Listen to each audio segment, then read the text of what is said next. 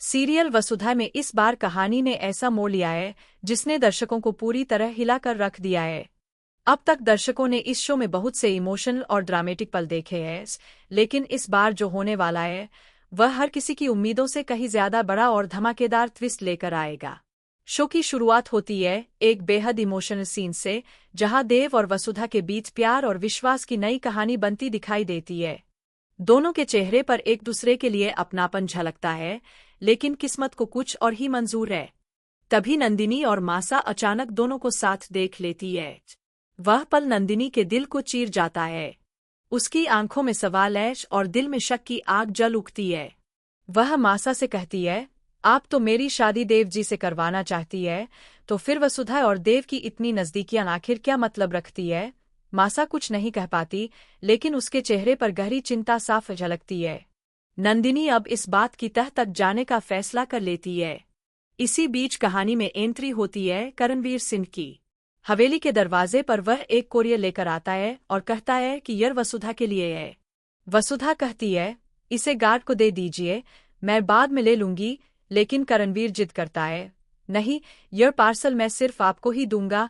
जब वसुधा पार्सल लेने के लिए आगे बढ़ती है तो करणवीर उसका हाथ पकड़ लेता है। वसुधा कुछ समझ पाती उससे पहले ही वह उसे जबरदस्ती कार में बैठा ले जाता है और सीधे कोर्ट पहुंच जाता है। वहां देव पहले से मौजूद होता है और ऐरानी में देखता है कि करणवीर ने दोनों के डिवोर्स के पेपर फाइल कर दिए हैं। सबको झटका लगता है। कोर्ट में जब वकील वसुधा और देव से सवाल पूछता है तो करणवीर बेकाबू हो जाता है। गुस्से में वह वकील के सिर पर ट्रॉफी मार देता है, जिससे वह घायल हो जाता है और खून बहने लगता है। पूरा कोर्ट रूम डर और अफरातफरी में भर जाता है।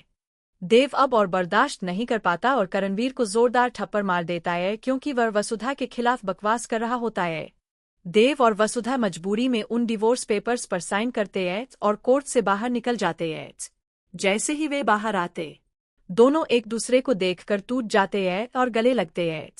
उस पल में दोनों के चेहरे पर दर्द और मोहब्बत एक साथ नजर आती है।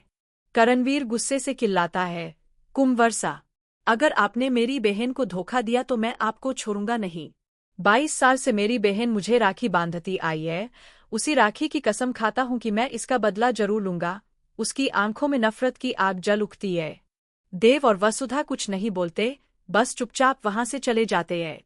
देव वसुधा को सुरक्षित घर भेज देता है और खुद गाड़ी से हवेली लौट आता है।